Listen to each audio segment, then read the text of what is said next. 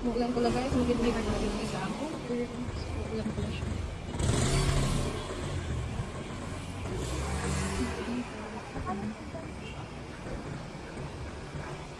Pupunta tayo ng queue.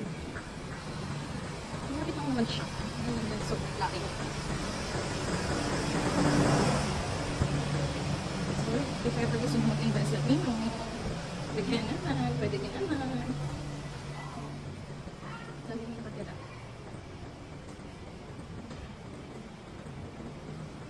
Ang clubhouse na dito. Mamaya doon tayo doon sa kabila.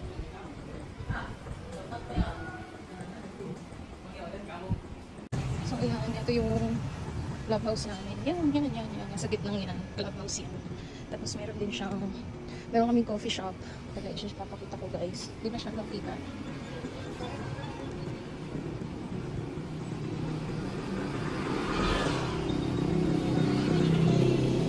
Ayun, kita nyo na. Cara and Cal. Yan. Okay na may kape nila. Masarap naman. Tapos doon may Alphamart. Yan, Alphamart. So tayo ay pauwi na kasi may umorder na. Tapos na rin ako mag-deliver. So ayun guys. That's it.